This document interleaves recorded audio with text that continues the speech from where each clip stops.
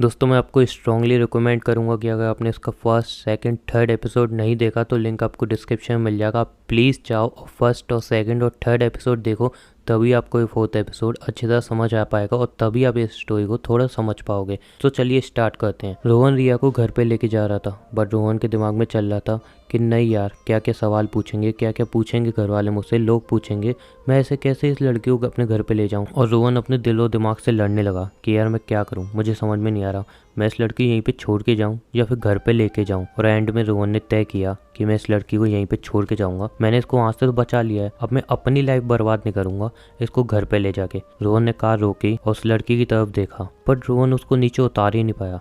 रोहन उसको देखता रह गया, उसकी हालत देखता रहेगा। रोहन में हिम्मत ही नहीं हुई कि वो उसको उस कार से नीचे उतार के वहाँ पे छोड़ के जाए। रोहन ने बहुत कोशिश की, आधे घंटे तक कार वहाँ पे खड़ी करके रोहन खड़ा हुआ था, बट रोहन की इतनी हिम्मत नहीं हो रही थी कि वो उस लड़की को कार से बाहर निकाले और वहाँ पे छोड़ जाए। रोहन ने काफ़ी सोचा, एंड में रोहन ने फैसला लिया कि नहीं यार, मैं इसको यहाँ पे नहीं छोड़ सकता, चाहे कुछ भी हो, बट ये अब मेरी जिम्मेदारी है एक तरीके से।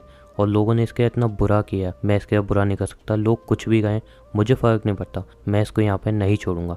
और रोहन उसको अपने घर पे ले गया। और घर पे ले जाने के बाद रोहन जैसे सोच रहा था वैसा ही हुआ। रोहन की फैमिली कहने लगी ये लड़की कौन है और ऐसी हालत में तू इसको कैसे लेके आया है, आखिर ये है कौन। रोहन ने अपनी फैमिली को जवाब नहीं दिया और उस लड़की का ट्रीटमेंट कराने की सोची, बट जैसे ही डॉक्टर आया, डॉक्टर ने कहा ये पुलिस कंप्लेंट है, बिकॉज लड़की के सेक्सुअल पार्ट बुरी तरह से डैमेज हो चुके हैं, ये एक पुलिस केस है, मैं बिना पुलिस के इसका इलाज नहीं कर सकता। रोहन ने डॉक्टर से कहा प्लीज़ आप इसका इलाज करो प्लीज़। रोहन नहीं चाहता था पुलिस वगैरह के झंझटों में पड़े, बिकॉज रोहन एक सीधी सादी फैमिली से था और उसको पुलिस वगैरह के झंझट से बहुत डर लगता था।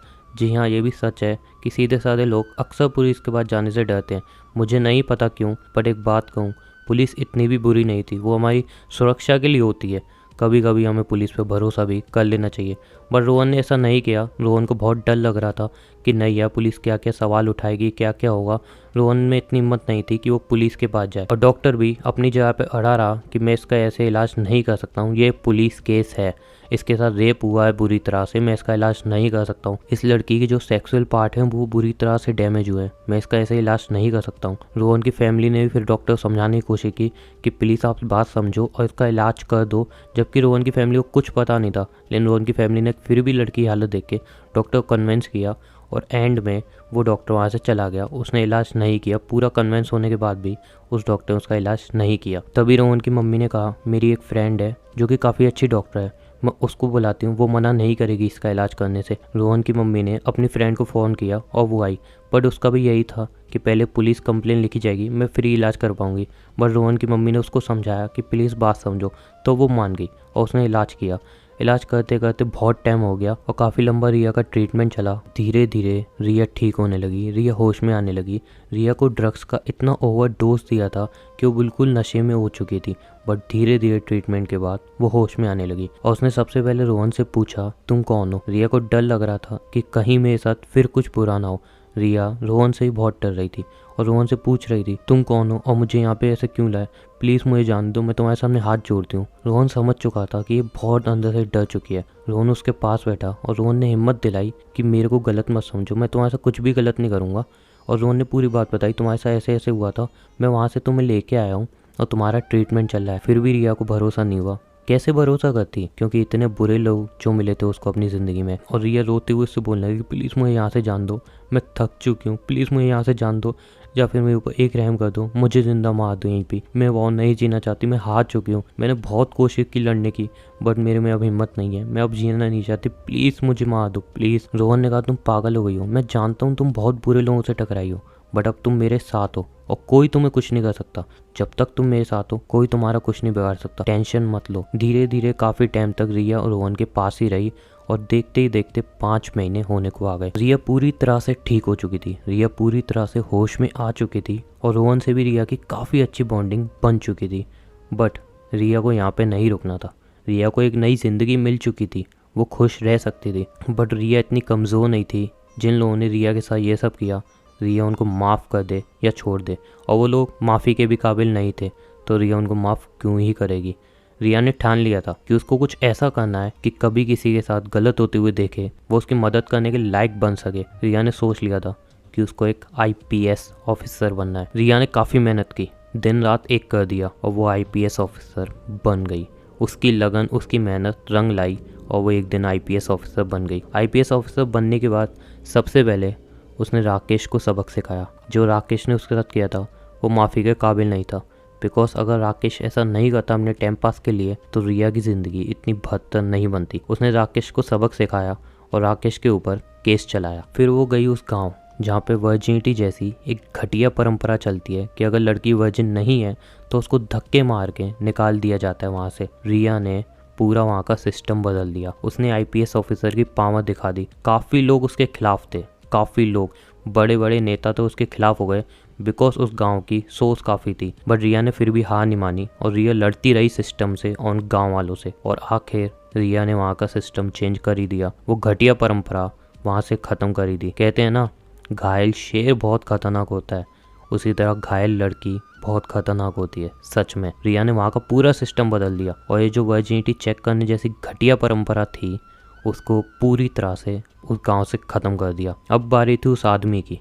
वो आदमी वो शहर छोड़ के भाग चुका था और रिया ने काफ़ी ढूंढने की उसको कोशिश की, बट रिया को वो आदमी नहीं मिला। रिया ने काफ़ी कोशिश की बट रिया को वो आदमी नहीं मिला। एंड में रिया ने सोच लिया कि शायद मेरा बदला पूरा नहीं हो सकता और वो रोहन के साथ एक लाइफ जीने लगी। रोहन ने एक दिन उसको प्रपोज किया और रिया ने हाँ बोल दी, बिकॉज रोहन ही वो था जिसने रिया की पूरी ज़िंदगी सेव की, रिया की ज़िंदगी बचाई। रोहन ने साबित कर दिया था कि हर एक इंसान बुरा नहीं होता, कहीं ना कहीं इस दुनिया में अच्छाई भी है। रोहन ने ये बात साबित कर दी थी। रोहन नहीं होता तो शायद रिया इतना कुछ नहीं कर पाती, शायद रिया वहीं दब दब के मर जाती। बट रोहन ने उसको हिम्मत दी और रिया को थोड़ी हिम्मत मिलने के बाद रिया ने भी दिखा दिया कि लड़की कमज़ोर नहीं होती। हम लड़की को कमज़ोर समझते हैं बट वो कमज़ोर नहीं होती। रिया ने भी ये बात साबित कर दी। उसके बाद उन दोनों ने शादी कर ली, बट उनको एक भी बच्चा नहीं हुआ बिकॉज रिया के जो सेक्सुअल पार्ट थे वो बुरी तरह से डैमेज हो चुके थे, इसलिए रिया को बेबी नहीं हो सकता था। बट रोहन को इस चीज़ से कोई प्रॉब्लम नहीं थी। उन दोनों ने डिसाइड किया कि वो अनाथ आश्रम से एक बेबी अडॉप्ट करेंगे। रोहन की फैमिली काफ़ी खिलाफ थी रोहन के, बट जैसे जैसे टाइम हुआ रोहन की फैमिली भी मान गई और रिया को रोहन की फैमिली ने भी एक्सेप्ट कर लिया। बट रिया के मन में एक गिल्ट अभी भी था उस आदमी को सजा न दे पाने का। रिया के मन में ये गिल्ट आज भी था कि क्या वो आदमी किसी और लड़की की भी ज़िंदगी बर्बाद कर रहा होगा, काश मैं उसको सजा दे पाती। रिया इस गिल्ट में ज़िंदगी भर रहेगी नहीं। कहते हैं ना, कर्मा नाम की भी एक चीज़ होती है, अगर तुम किसी का बुरा करो तो पलट के तुम्हारे पास ज़रूर आता है। ये दुनिया गोल है मेरे भाई, तुम किसी का बुरा करोगे तो बच नहीं सकोगे। एक दिन मॉर्निंग में रिया न्यूज़ देख रही थी और रिया ने न्यूज़ में देखा एक शेर ने एक आदमी को बुरी तरह से नोच के जिंदा खाया। वो रिया देख के हैरान हो गई, बट जब उस आदमी का चेहरा दिखा ना तो वो वही आदमी था जिसने रिया के साथ इतना गलत किया था। रिया बहुत खुश हुई है न्यूज़ देख के और रिया को समझ में आ गया कि भगवान भी है। अगर कोई तुम्हारे साथ बुरा करे तो अगर तुम उसका बदला ना ले पाओ तो भगवान के ऊपर छोड़ देना, भगवान उसका बदला जरूर लेता है। और रिया की कहानी यहीं पे ख़त्म होती है। रिया एक हैप्पी फैमिली जीने लगी। इतना सब होने के बाद भी रिया एक अच्छी फैमिली डिज़र्व कर पाई बिकॉज रोहन की वजह से। अगर रोहन जैसे लोग इस दुनिया में हैं तो सच बता रहा हूँ हर लड़की सेफ है। और अगर रिया जैसी ब्रेव गर्ल इस दुनिया में है तो हर लड़की ये जान ले कि वो लड़ सकती है, खुद के लिए स्टैंड भी ले सकती है और बहुत कुछ बदल भी सकती है। उस गांव की परंपरा रिया ने बदल के न जाने कितनी लड़कियों की ज़िंदगी बर्बाद होने से बचा ली। बिकॉज यार हम देखते हैं वर्जिन वर्जिन वर्जिन, शादी के बाद हमें वर्जिन चाहिए यार, वर्जिन चाहिए, लड़की वर्जिन चाहिए। रियल में दोस्तों ऐसी थिंकिंग हमारी होनी चाहिए। आई मीन तुम खुद सोचो कि अगर तुम किसी रिलेशनशिप में हो तो तुम फिजिकल होना चाहते हो, पर शादी के बाद तुम्हें लड़की वर्जिन चाहिए। क्या ये थिंकिंग सही है? और मैं लड़कियों से भी कहना चाहूँगा कि किसी भी लड़के पे, सब लड़के एक जैसे नहीं होते, रोहन ने साबित कर दिया, बट फिर भी किसी भी लड़के पे इतना भरोसा मत करो कि अपनी पूरी ज़िंदगी उसके हाथ में रख दो कि ये है मेरी ज़िंदगी, तू इसके साथ खेल जितना खेलना चाहता है। ऐसा मत करो बिकॉज हो सकता है वो लड़का सिर्फ उसी चीज़ के लिए तुम्हारे साथ रिलेशन में आया हो। और सच बता रहा हूँ, अगर वो लड़का उसी चीज़ के लिए तुम्हारे साथ रिलेशनशिप में हुआ ना तो रिलेशनशिप लंबा नहीं चलेगा। रिलेशनशिप की स्टार्टिंग में ही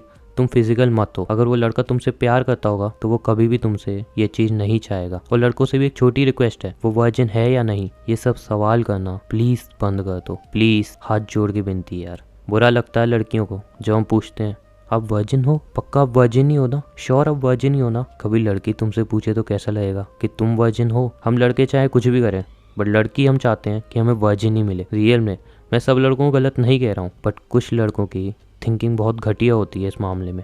उनको बीवी वर्जिन ही चाहिए, वरना उसको पता नहीं क्या क्या बोला जाता है। इसलिए दोस्तों प्लीज़ अपनी थिंकिंग चेंज करो, प्लीज़ थिंकिंग चेंज करो। ये वर्जिन है ना, ये सारी चीज़ों से दूर उठ जाओ, थोड़ा ऊपर बढ़ो। एक रिलेशनशिप में जब लड़की जाती है तो हो जाती है गलती उससे यार, वो नहीं चाहती कि वो गलती करे, बट कभी कभी हो जाती बाई मिस्टेक। अगर वो लड़की ये बात मानती है तो उसको माफ़ करो। और उसने कोई गुनाह नहीं कर दिया, उसने प्यार ही किया था। हर कोई प्यार करता है, उसमें एक छोटी सी गलती उसने कर दी तो इसका मतलब ये नहीं है कि उसकी पूरी ज़िंदगी बर्बाद कर दें हम लड़के। और दूसरी बात, लड़कियों से भी कहना चाहूँगा, आपकी फैमिली आप पे भरोसा करती है तो अपनी फैमिली का भी भरोसा मत तोड़ो। बिकॉज आप किसी का भरोसा तोड़ोगे तो हो सकता है कल को कोई आपका भरोसा तोड़े। इसलिए तुम रिलेशनशिप में रहो या ना रहो, वो तुम्हारी हेडिंग है। रिलेशनशिप में आना गलत नहीं है। गर्लफ्रेंड बॉयफ्रेंड ठीक है, अगर तुम किसी से प्यार करते हो, रिलेशन में हो, कोई दिक्कत नहीं है। बट अपनी वर्जिनिटी खो देना वो शायद दिक्कत है। उसमें आपको 10 बार नहीं 100 बार सोचना चाहिए कि ये स्टेप मैं उठा रही हूँ, क्या ये स्टेप सही है या गलत। अगर आपको वीडियो पसंद है, वीडियो शेयर कर देना, लाइक कर देना। और हाँ, ऐसी और स्टोरी देखने के लिए मेरे चैनल को सब्सक्राइब कर देना। मिलते हैं नेक्स्ट वीडियो में। अलविदा, लव यू ऑल। और हाँ, कमेंट करके जरूर बताना ये वर्जिन होता रहता है हर जगह, क्या ये रियल में होना चाहिए या फिर नहीं होना चाहिए। आप कमेंट करके ये बात जरूर बताना। मिलते हैं नेक्स्ट वीडियो में। अलविदा, लव यू ऑल।